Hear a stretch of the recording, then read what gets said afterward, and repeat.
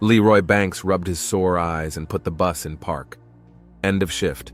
Route 47, south side of Chicago, last stop. He mechanically went through the final steps that had become ingrained in his memory over 23 years, like machine oil under his fingernails.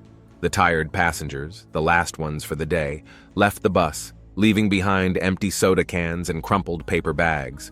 Through the dusty window of the cab, he watched them disappear into the August twilight. The temperature on the bus's digital display read 34 degrees Celsius. And even now, at 8:30 in the evening, the asphalt was still radiating heat like a hot frying pan. The Englewood neighborhood greeted him with its usual sounds: car horns, distant police sirens, and bass music from passing cars with their windows rolled down. Boys on the corner, too young to be out so late, tossed a ball back and forth under the dim light of the only working street lamp. Just like Malcolm, Leroy thought. His nephew should have been home at this time, getting ready for the new school year. The coach said the boy had a chance at a sports scholarship. But lately, Malcolm had been disappearing more and more in the evenings, each time coming up with new excuses. Leroy took a crumpled pack of cigarettes out of his pocket and lit one, leaning against the warm side of the bus. The tobacco smoke mixed with the heavy city air, saturated with the smells of fried food from the diner on the corner and exhaust fumes. He didn't want to go home.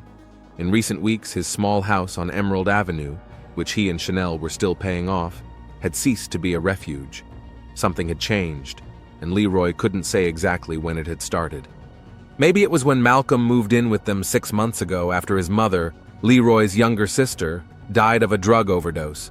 Or earlier, when the doctor said his back injury would prevent him from working overtime and their financial situation became even more precarious? Or when he started finding solace in a bottle of cheap bourbon instead of his wife's embrace. Stubbing out his cigarette on the sole of his worn work boots, Leroy sighed heavily and headed for the bus stop to catch another bus. Home. In the crowded bus on the 9th route, he leaned his forehead against the cool glass. The flashing lights of the city merged into a blurry strip. He closed his eyes, but Chanel was still there in his mind's eye.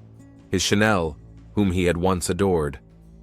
Now, all that remained of the girl who had danced with him in the rain by Lake Michigan 22 years ago was a shadow. A tired woman with a perpetually dissatisfied expression and dull eyes. But lately, something had changed. Chanel had started to take more care of her appearance. New dresses, bright lipstick, expensive perfume she could never afford before. "It's on sale at the salon," she would say when he asked. Or, "Tamika let me try it on." There was always an explanation. Like the explanation for why her phone was always face down now. Or why she started locking herself in the bathroom with her cell phone. Or why she was staying at the Corona Beauty Salon, where she worked as a hairdresser, much longer than usual. "Lots of customers," she said. "Tamika asked me to help with the cleaning," she explained another time. The bus braked sharply at the traffic lights, snapping Leroy out of his gloomy thoughts. He glanced at his watch. It was 9:15. Chanel was supposed to be home by 7, unless, of course, she was late again. When he finally reached his home, a small one-story building with peeling paint and a creaky porch, the lights were on. That meant someone was home. He slowly climbed the steps, feeling his back ache after a long day at work. The key turned stiffly in the lock. Chanel had forgotten to oil the hinges again, even though he had asked her to do so several weeks ago. The TV was blaring in the living room, some kind of sports show. Malcolm was sprawled out on the worn sofa with his feet up on the coffee table. Hearing the front door creak, he didn't even turn his head. "Hi, Uncle Roy," he said casually, continuing to stare at the screen. Leroy nodded, kicking off his work boots in the hallway. "Is Chanel home?" Malcolm shrugged, still not looking at him. "Aunt Nellie called. She said she'd be late from the salon." Something in his nephew's tone made Leroy wary. The slight smirk that flashed across the boy's lips, the strange gleam in his eyes when he finally deigned to glance at his uncle. "Again?" Leroy tried to keep his voice neutral. "Yes, she has a lot of work." Malcolm stretched his lips into a smile. "You know, she's very diligent. She does everything to keep her clients happy." Leroy thought he detected some hidden meaning in his words. but he was too exhausted to figure it out. He headed to the kitchen, opened the refrigerator, and took out a bottle of beer. "Did you have dinner?" "Yes, Aunt Nellie left me some chicken and rice," Malcolm replied, flipping through the channels. Leroy took a big swig straight from the bottle, feeling the cold liquid wash away the dust of the workday. He wanted chicken and rice, too, but there was no sign of a dinner left for him in the kitchen. He returned to the living room with a bottle of beer and a plate of cold sandwiches he had made from leftovers he found in the refrigerator. Malcolm was still lying on the couch, now looking at something on his phone and laughing. "What's so funny?" Leroy asked, sinking into his old armchair. "Nothing much," Malcolm said, quickly turning off the screen. "Just a message from a friend." "From a friend, huh?" Leroy repeated, taking another sip of beer. He studied his nephew while he pretended to be engrossed in the TV. Malcolm used to be a skinny, awkward teenager with a confused look in his eyes. Now, 6 months later, he was sitting in front of him, almost a young man. Muscular arms, broad shoulders, a confident posture, and this new habit of looking down on everyone as if he knew some secret that was inaccessible to those around him. "How's training?" Leroy asked, trying to strike up a conversation. "Fine," Malcolm shrugged. "The coach says I have a good chance of becoming captain this season." "That's great. Your mom would be proud of you." At the mention of his mother, Malcolm's face darkened for a moment, but he quickly regained his usual expression of detached indifference. "Yeah, I guess so." They sat in an awkward silence, interrupted only by the sounds of the television. Leroy finished his sandwich and drank the last of his beer. He was about to get up and go to his bedroom when the front door swung open and Chanel walked in. She looked radiant. Despite the fact that it was almost 10 o'clock at night after what must have been a hard day at work, Chanel Banks was glowing with energy. A bright summer dress hugged her still slender figure, her hair was styled in an elaborate hairstyle, and a slight smile played on her lips. "Hi, boys," she sang, placing her purse on the nightstand in the hallway. Leroy and Malcolm turned to her at the same time. While Leroy's gaze was tired and wary, something flashed in his nephew's eyes that made Leroy's stomach clench. Greed? Lust? He couldn't quite put his finger on it, but he definitely didn't like it. "Were you late?" he asked, trying to keep his voice steady. "Yes, dear." Chanel came over and kissed him lightly on the cheek. She smelled of perfume he didn't recognize. Angie's sister was getting married on Saturday, and she needed her hair done urgently. I couldn't say no. "On Monday evening?" Leroy raised an eyebrow. "She works on weekends." Chanel shrugged, avoiding his gaze. "I couldn't come until today." Leroy glanced at Malcolm, who was watching them with undisguised interest, as if watching an exciting show. "Are you hungry?" Chanel asked, heading for the kitchen. "I can heat up your dinner." "I already ate," Leroy replied dryly. "A sandwich!" "Oh." Something like guilt flashed across her face for a moment. "I'm sorry, dear. I thought you'd be having dinner at work as usual." "I didn't have time today." Chanel nodded and disappeared into the kitchen. Malcolm got up from the sofa, stretching like a well-fed cat. "I'm going to bed," he announced. "Early training tomorrow." Passing Leroy, he paused for a moment and leaned over, whispering, "You know, Uncle Roy, sometimes women need more than just a sandwich for dinner. Some men know how to make them truly happy." Before the stunned Leroy could respond, Malcolm grinned and left the room, quietly whistling a tune. Leroy sat frozen in his chair, trying to make sense of what he had heard. What the hell was that supposed to mean? Sounds came from the kitchen. Chanel was clattering dishes, humming to herself. He couldn't remember the last time he had heard her sing. Feeling a heaviness in his chest, he slowly got up and headed for the bedroom. Passing Malcolm's room, it used to be their guest bedroom, he noticed that the door was ajar. Muffled laughter came from inside. Malcolm was writing to someone. Leroy slowed his pace, listening. A strange feeling came over him when he heard his nephew speaking quietly, clearly dictating a message. "You looked amazing today! I can't wait for tomorrow! I love it when you wear that red lingerie!" Leroy's ears filled with noise, as if someone had turned on white noise at full volume. Red lingerie? Chanel had recently bought a set of red underwear. "It was on sale at the store," she had explained at the time. He walked into the bedroom and sat down heavily on the edge of the bed. His thoughts were racing. This couldn't be true. His Chanel and that boy? His nephew? This was madness. But Malcolm's words wouldn't leave his head. Some men know how to make them truly happy. Leroy opened the bedside table drawer and took out an old whiskey flask. Taking a large swig of the burning liquid, he tried to collect his thoughts. Maybe he had misunderstood. Maybe it was some kind of terrible coincidence. But the more he thought about all the strange things that had happened over the last few months, the more he became convinced that he was being deceived in his own home. Chanel entered the bedroom 10 minutes later, still humming. She looked at the bottle of whiskey in his hands with surprise. "Hard day?" she asked, starting to take off her earrings in front of the mirror. "You could say that," Leroy said, watching her closely. "How's the salon? Really busy?" "Yes, it's wedding season. Everyone wants to look perfect," she replied without looking at him. "Tamika is barely coping." "Really? She said things were quiet at the moment. I saw her in the store the other day." Chanel froze for a moment, but quickly regained her composure. "Well, she meant that there weren't many new customers. The regulars still come in."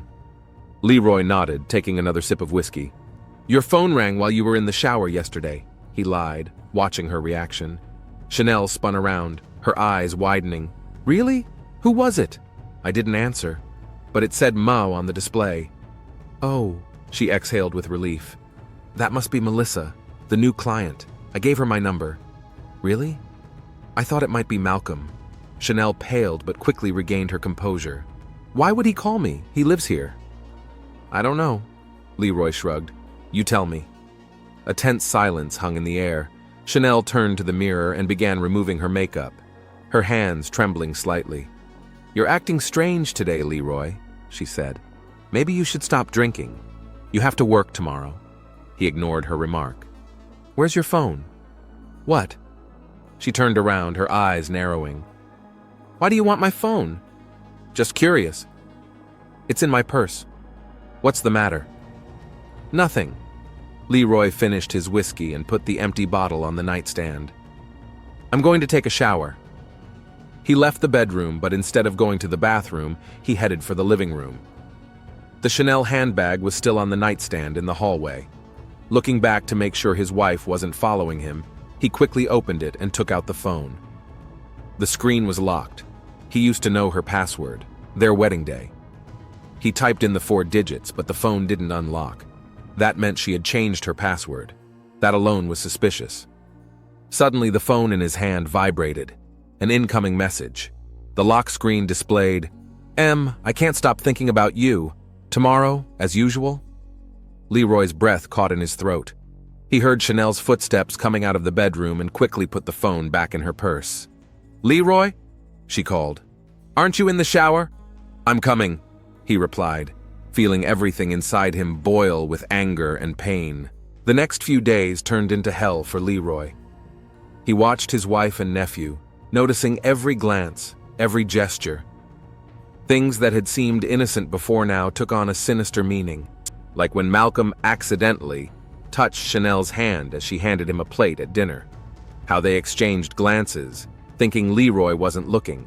How Chanel suddenly started cooking Malcolm's favorite dishes and taking an interest in his workouts. On Thursday, when he came home from work earlier than usual because the bus broke down, Leroy found the front door locked with a chain. When he rang the bell, it was at least a minute before Chanel opened the door, out of breath and with her hair tousled. "Leroy!" she exclaimed, clearly surprised by his early return. "You're home early." He walked past her, looking around the living room carefully. "Where's Malcolm?" "In his room, probably," she shrugged, fiddling with the collar of her blouse. "I don't watch him every minute." Leroy headed for his nephew's room and opened the door without knocking. Malcolm was sitting at the table with a textbook, looking too focused for someone who usually showed no interest in his studies.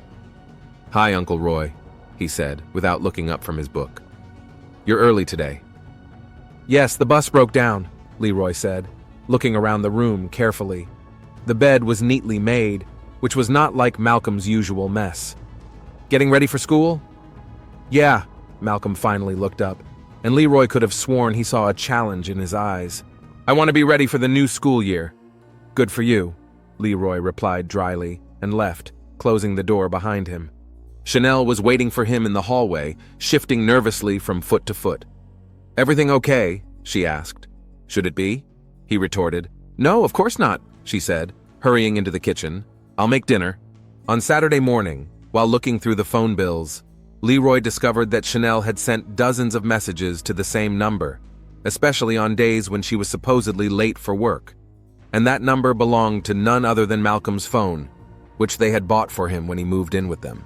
On the same day that Chanel said she was going to the store, Leroy followed her.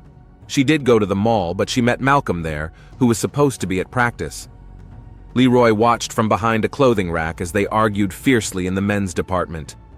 "You promised," he heard Malcolm say. "I can't take that much from our account. He'll notice," Chanel hissed in response. "I don't care. You know what will happen if I tell him about us." Chanel looked around, clearly nervous, and Leroy hurried to hide behind a mannequin. "Not here." She grabbed Malcolm by the arm. "Let's talk somewhere else." They left the store, and Leroy followed at a safe distance. Chanel and Malcolm got into her old Ford and drove away. Leroy hailed a taxi and told the driver to follow them. Chanel's car stopped near an abandoned warehouse on the outskirts of their neighborhood. The place had a bad reputation. It was often frequented by drug addicts and dealers. Leroy watched as his wife and nephew entered the dilapidated building through a side door. "Wait for me here," he said to the taxi driver, handing him a 20. "I won't be long." Leroy's heart was pounding as he slowly approached the building. The worst-case scenarios ran through his head. What would he do if his worst suspicions were confirmed? He didn't know. The front door creaked disgustingly as he pulled it open. It was dark inside and smelled of damp, mold, and something else he couldn't identify. Muffled voices came from somewhere deep inside the building. Leroy moved cautiously toward the sound, trying not to make any noise. Making his way between old boxes and rubbish, he finally saw them. Chanel and Malcolm standing in the middle of the empty space, lit only by the light coming through the dirty windows under the ceiling. They were arguing fiercely, Malcolm waving his arms, and Chanel seemed to be begging him for something. "You can't do this to me," Malcolm shouted. "After everything we've been through. You have to understand. I can't just leave him." Chanel's voice trembled. "I need time." "Time?" Malcolm laughed bitterly. "You've had 6 months.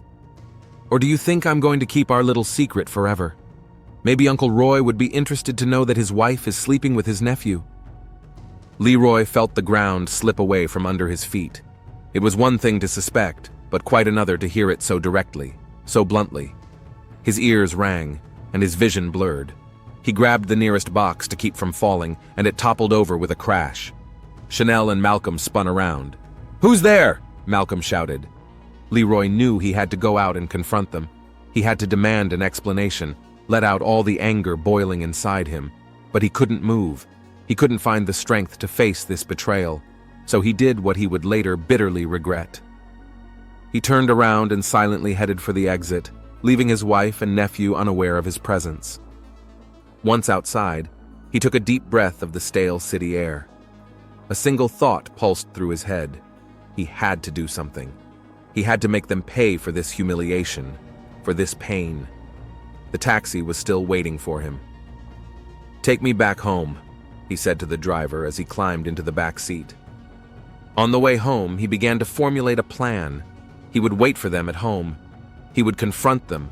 He would make them confess everything. And then he would decide what to do next. Detective Andre Jackson got out of his patrol car, squinting in the bright morning sun. Police officers were bustling around the abandoned warehouse, stretching yellow tape and shooing away onlookers. "What do we have here?" he asked Officer Rodriguez. "The victim is a black male, approximately 17 years old. Multiple stab wounds to the chest and abdomen. The body was discovered by a homeless person around 5 this morning." Jackson went inside the warehouse. Dr. Chen, the medical examiner, was working there. "Death occurred between 11 p.m. and 1 a.m., she reported. "At least 12 stab wounds. The killer was enraged." "Robbery?" Jackson suggested. "Unlikely. His phone and wallet with $200 were found on him." "Detective, The victim's relatives have arrived, one of the officers reported. Outside, Jackson saw a patrol car. A middle-aged woman in tears and a man with a stony face were getting out. "I'm Detective Andre Jackson. Are you related to Malcolm Washington?" "I'm his aunt, Chanel Banks. This is my husband, Leroy," the woman sobbed. "Malcolm has been living with us since my sister-in-law died. Tell me this is a mistake." "I'm very sorry," Jackson said gently. "We'll need an official identification." "I want to see him now."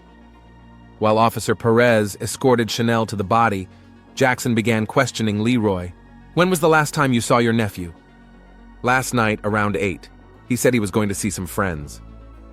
"Where were you last night?"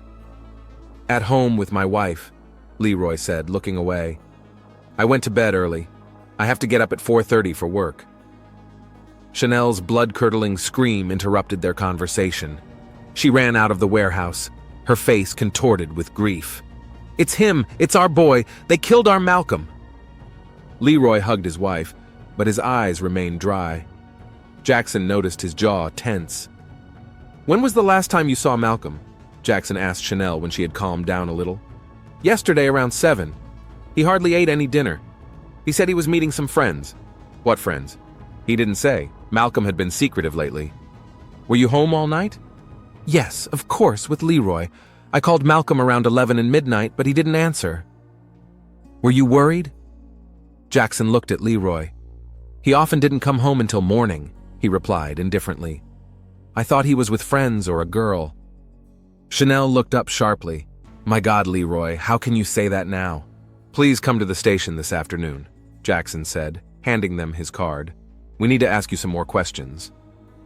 After the couple left, Jackson received a call from the lab.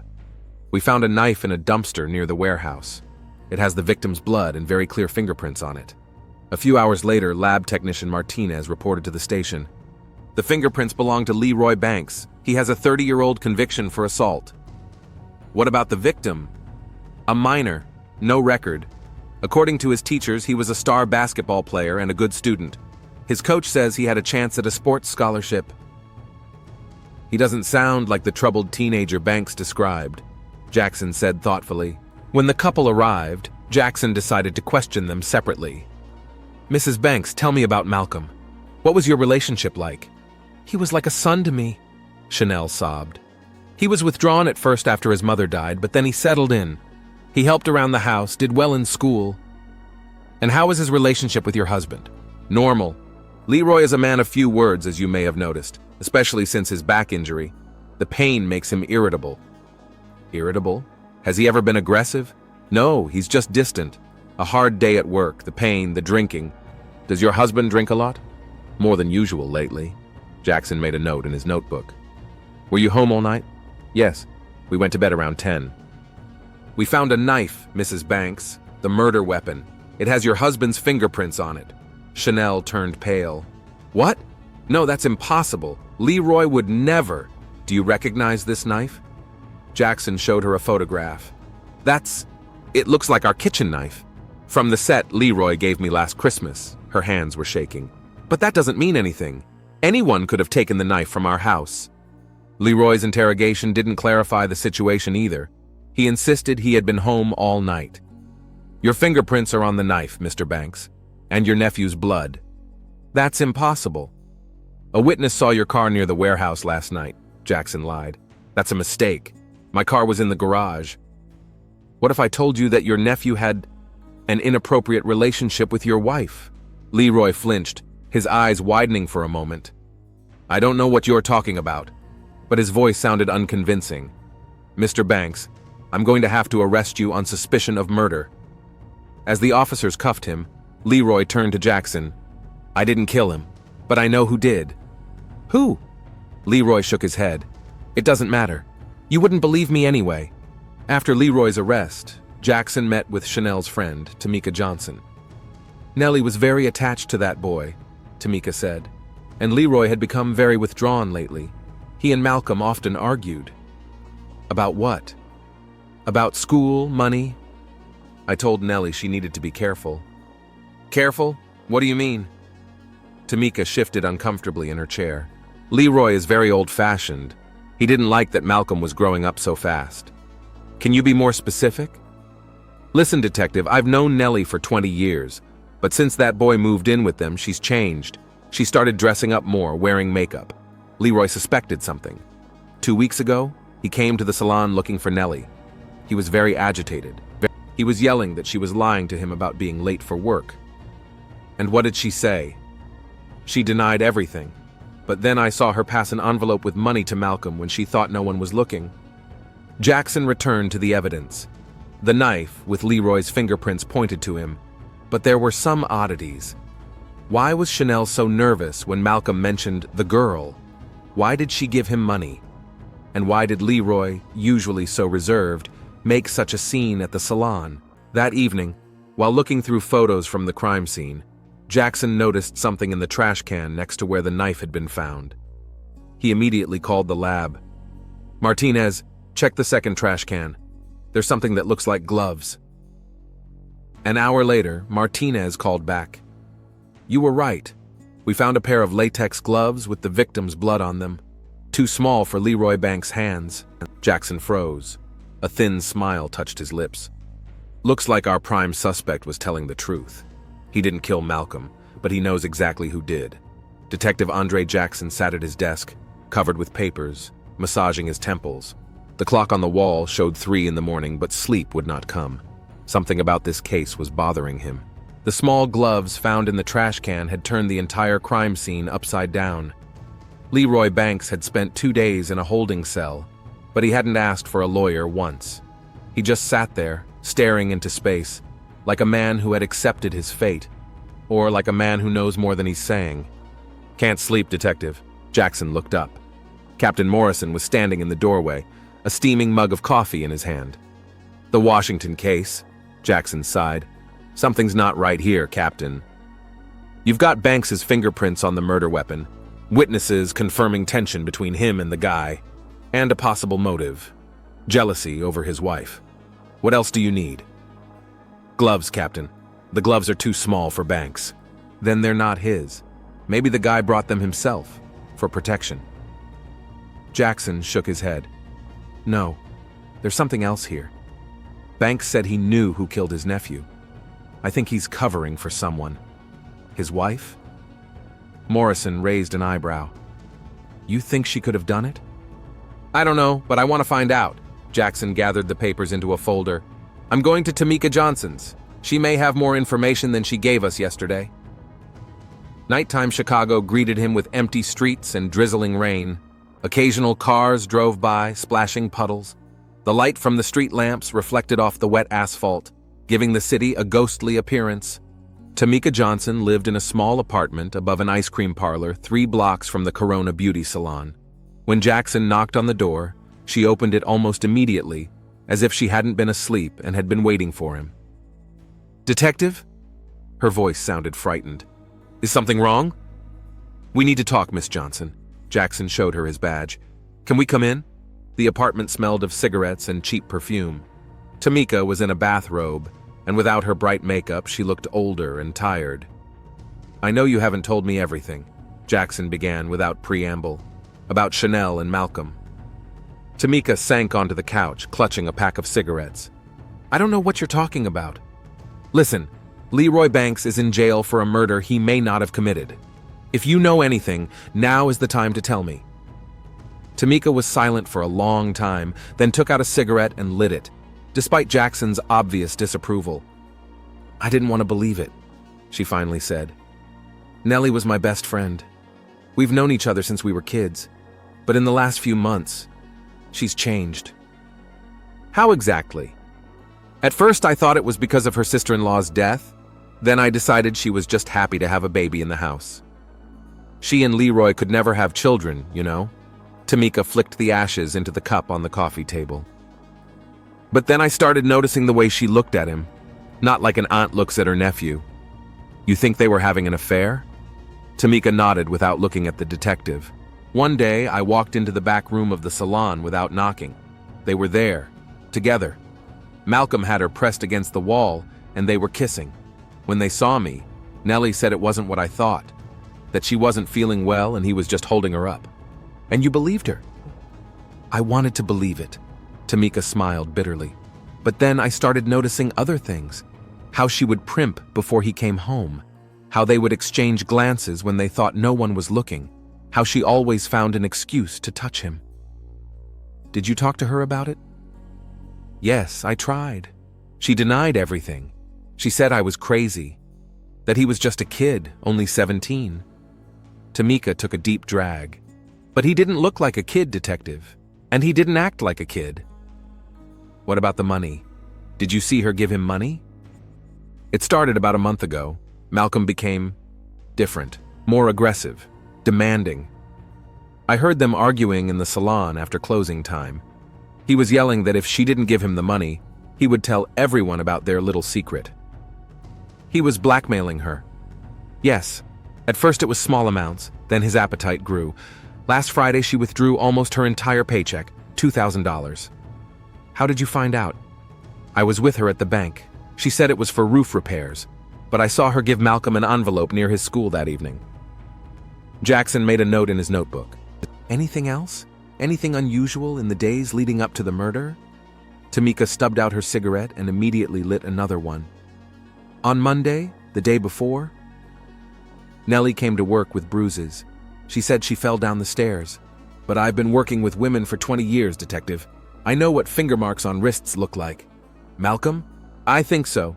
She was very scared all day. She kept checking her phone. And in the evening, she got a message and left immediately without even finishing her client's hair. She said it was urgent. What time was that?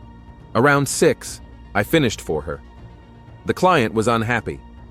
Jackson nodded. The time matched Chanel's statement. She said she saw Malcolm at 7 in the evening while she was making dinner. Thank you for your honesty, Miss Johnson. The detective stood up. If you remember anything else, call us any time. Detective, Tamika stopped him at the door. Do you think Nellie could have? I don't know, Jackson replied honestly. But I'm going to find out. The morning meeting at the station began with a discussion of new evidence. Dr. Chen brought the results of the additional autopsy. The direction of the blows indicates that the attacker was shorter than the victim, she said, showing a diagram on her tablet. Malcolm Washington was about 5'9". Leroy Banks was about 5'11". Chanel Banks is about 165 centimeters tall. She could have reached his neck and chest while standing in front of him, Jackson said thoughtfully. Any signs of a struggle? Traces of skin and synthetic fiber were found under the victim's fingernails, Dr. Chen said, flipping through the report. It looks like latex glove material. There were also traces of lipstick on the shirt collar, red lipstick. Chanel Banks was wearing red lipstick when I saw her at the crime scene, Jackson recalled, and when she came in for questioning.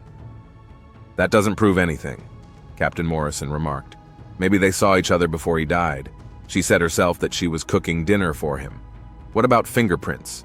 Jackson asked, turning to Martinez. Only Leroy Banks's fingerprints were found on the knife. They're very clear, as if the knife had been carefully wiped down and then picked up again, the lab technician replied.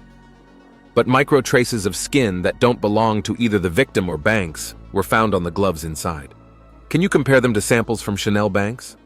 If you provide a sample. Jackson nodded. I want to question Leroy Banks again, and his wife, separately. Leroy looked even more exhausted than he had 2 days ago. The stubble on his face had turned into a beard, and his eyes were red from lack of sleep. Mr. Banks, Jackson began, sitting down across from him in the interrogation room. We found new evidence. Gloves in the trash can. Too small for your hands. Leroy slowly looked up. So what? And that's making me think you didn't kill Malcolm. Leroy was silent, staring at his hands on the table. But you know who did it, Jackson continued.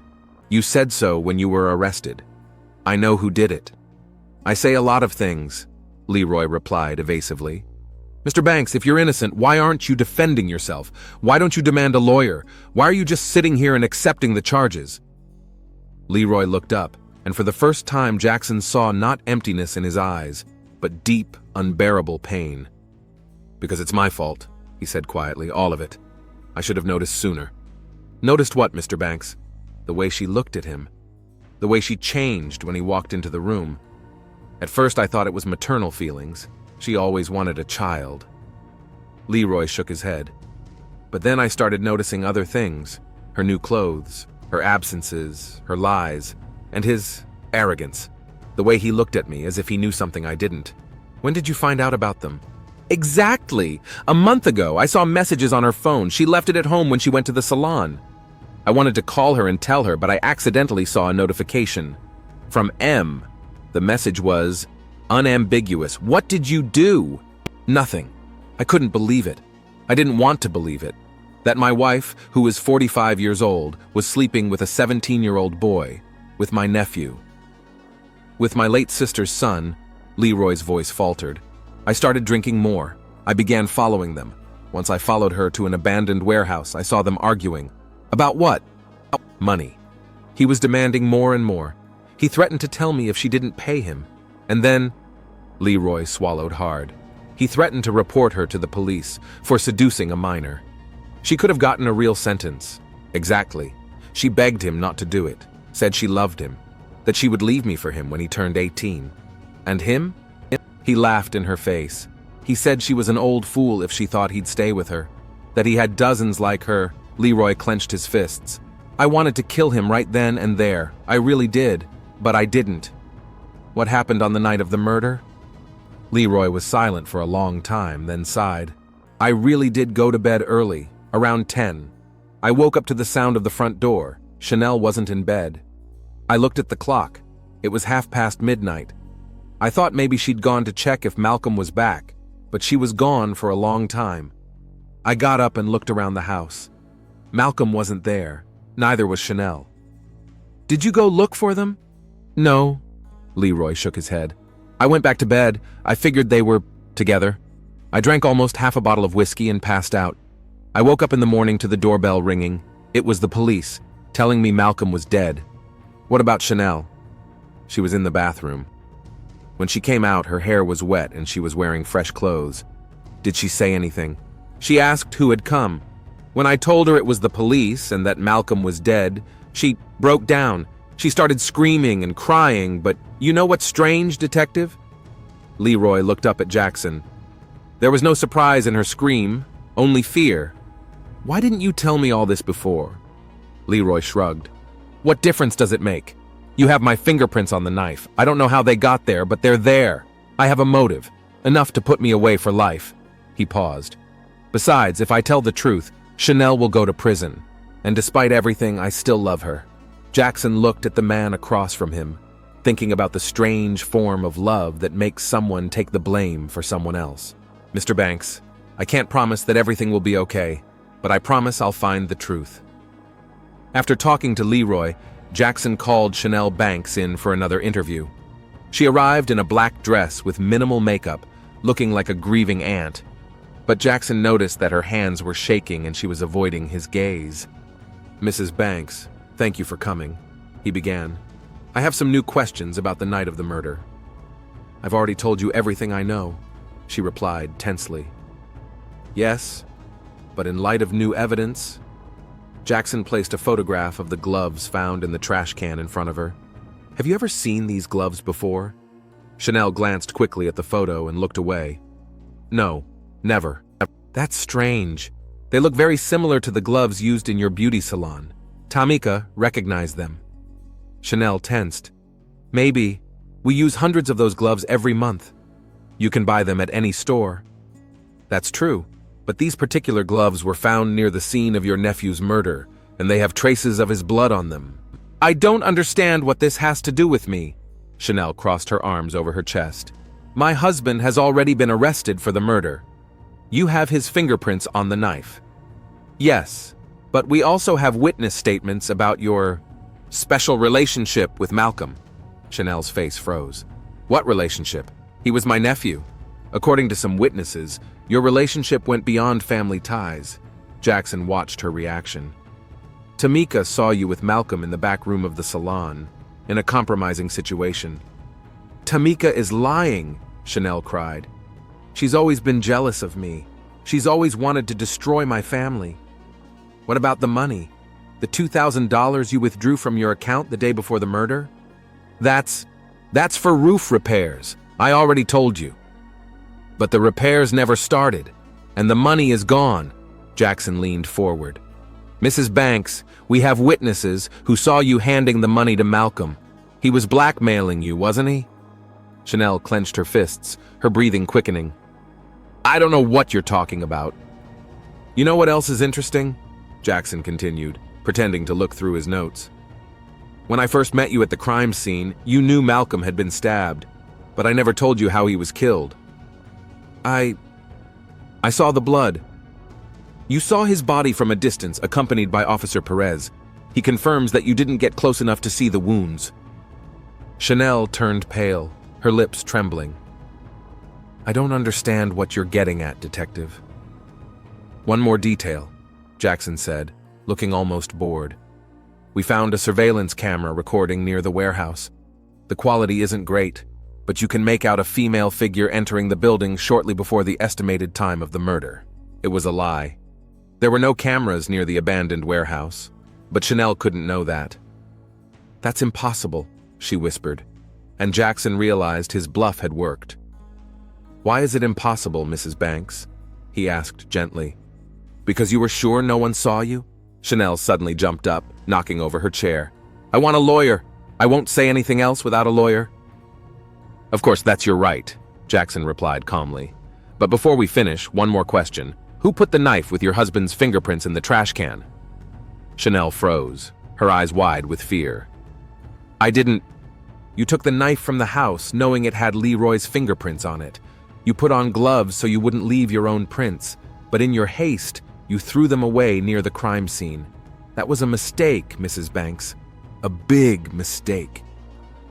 Chanel covered her face with her hands and began to sob. Through her tears, Jackson made out. I didn't want to. He threatened me. He said he would tell Leroy, that he would take me to court, that he would ruin my life. Jackson silently turned on the tape recorder. Mrs. Banks, I must read you your rights. You have the right to remain silent. Chanel Banks' interrogation lasted 3 hours. In the presence of her lawyer, she admitted that she had been in an intimate relationship with Malcolm for 4 months. At first, she said, she had succumbed to his persistent advances, feeling young and desired for the first time in many years. But soon the relationship changed. He became different, she said, staring into space. Cruel, demanding. He started asking for money. At first it was a little, then more and more. He said that if I didn't pay, he would tell Leroy about us. And then he started threatening to go to the police. He said he would say that I seduced him against his will. But you didn't end the relationship. I couldn't. He said he had photos, videos. Chanel wiped away her tears. I tried to explain that I didn't have any more money, that Leroy would notice if more money disappeared from the account. But he didn't care. What happened on the night of the murder? He sent me a message. He said that if I didn't bring him another $2,000, he would show the video to Leroy. I panicked. I didn't have that kind of money. I tried to talk to him when he got home, but he didn't come. Late at night, he sent me an address, a warehouse. He said he would be waiting for me there at midnight. And you went. Yes, I took a knife, just in case. I thought maybe I could scare him, make him give me the phone with the video. Chanel took a deep breath. When I got there, he was already there, drunk, angry. He said I was an old whore and that he had used me, that he liked seeing me humiliated, how I became his personal toy. And you hit him. He grabbed me, said that if I didn't give him the money, I could work it off right there. I was scared. I took out the knife. I just wanted to scare him. Her voice trembled. But he laughed. He said I wouldn't dare, that I was too weak, and that even if I went to the police, no one would believe me. An old woman claiming she was seduced by a teenager, that everyone would think that I was a pervert. And then you hit him. I don't remember how it happened, Chanel whispered. All I remember is his surprised face, and the blood. So much blood. 3 days later, Leroy Banks was released from custody. All charges against him were dropped. Chanel Banks was charged with second-degree murder, intentional killing in a state of extreme emotional distress. Jackson watched Leroy leave the station, hunched over, looking 10 years older than his age. "Do you think he'll ever recover?" "I don't know," Jackson replied honestly. "He's lost everything. His sister, his nephew, his wife, and his faith in love after 22 years of marriage." "What drives people to do things like this?" Morrison said thoughtfully. "Chanel was a respected woman, a good worker, a model wife." "Fear of loneliness," Jackson said, watching Leroy's receding figure. "Fear of old age, a desire to feel young and desirable again. And then, fear of exposure, fear of losing everything. But was it worth it?" "They never think about that beforehand," Jackson shook his head. "They think they can control the situation, that no one will find out, that it's their little secret. And the boy? What kind of person blackmails his own aunt?" 17 is a difficult age. Hormones, the feeling of power over an adult woman. Jackson shrugged. Who knows, maybe he just wanted to get back at the world for his mother's death.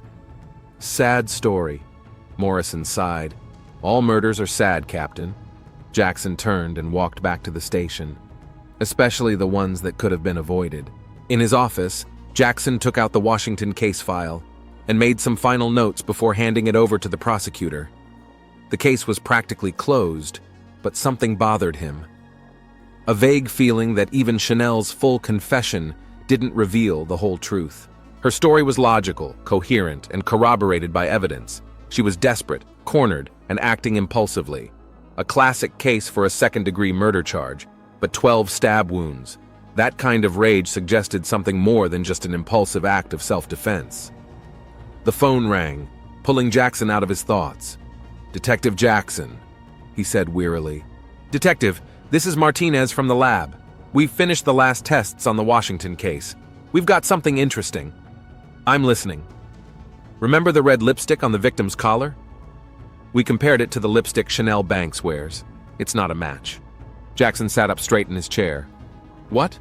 "The lipstick on the victim is a different brand, a cheaper one." Martinez paused.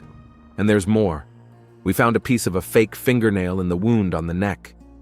According to the report, Chanel Banks doesn't wear fake nails."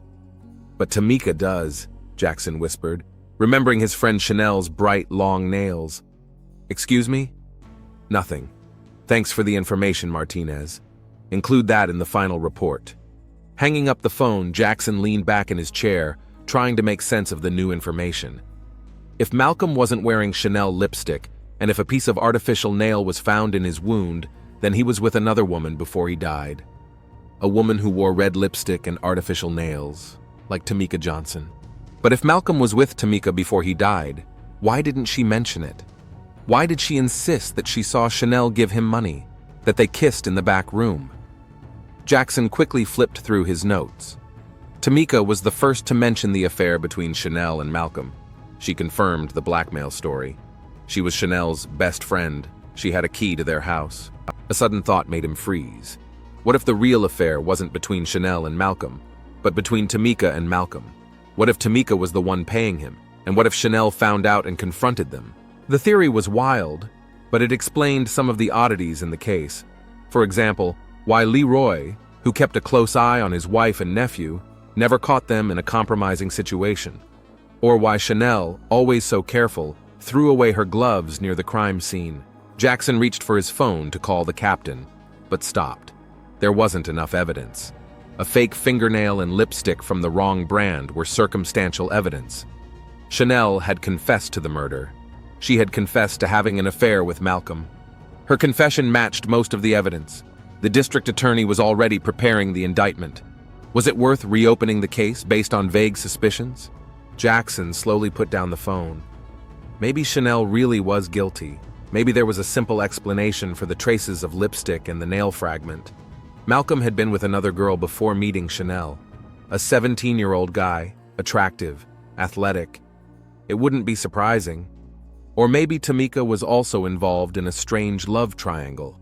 Maybe she was at the warehouse that night too. Maybe it was her that Chanel was protecting with her confession. Jackson shook his head. Too many assumptions, too few facts. In any case, the man who inflicted those 12 stab wounds would be punished. Perhaps not for all his crimes, but for the most terrible one, definitely. With a heavy sigh, the detective closed the Washington case file and signed it. The system was flawed, and sometimes the truth remained buried under layers of lies, half-truths, and omissions. But at least justice had been partially restored. Leroy, the innocent man, was free. Leaving the station late that evening, Jackson noticed a lone figure on a bench across the street. Leroy Banks sat hunched over, staring into space. Jackson approached and sat down silently beside him. "You said you would find the truth," Leroy said after a long silence. "Did you find it?" Jackson looked at the haggard face of the man who had lost everything. "I found enough to free you, but not all of it," he said, not asking a question. "Perhaps not all of it," Jackson agreed. "Sometimes the whole truth is unattainable, or so complex that no one can fully comprehend it." "She didn't kill him," Leroy said quietly. "Chanel. She's not capable of that. She confessed, Mr. Banks." "I know," Leroy nodded weakly. "But I know my wife. 22 years together. People don't change that radically. People are capable of unexpected acts when they're cornered, or when they're protecting someone they love." Leroy looked up at the detective. "I think she's protecting Tamika." Jackson's breath caught. "Why do you think that?" "Because I saw them together. Tamika and Malcolm. Not Chanel and Malcolm." Leroy smiled bitterly. "I was following the wrong people. I was looking for infidelity where there wasn't any, and I missed what was happening right under my nose." "Are you sure?" "I saw them in Tamika's car. I saw her kissing him, handing him money." Leroy shook his head. "But I thought she was just a middleman. That the money was from Chanel." "Why didn't you say so before?" "What's the point?" Leroy shrugged. "You have Chanel's confession. You have the knife with my fingerprints on it. The case is closed. But if you're innocent, and Chanel is innocent too, then someone else is guilty. But what difference does it make?" Leroy stood up. "Malcolm is dead. Chanel is in prison. My life is ruined. What difference will one more name on a report make?" Jackson watched Leroy slowly walk away down the deserted street and thought that, in his own way, he was right. The whole truth rarely makes people happier. Sometimes it only adds pain to already unbearable suffering.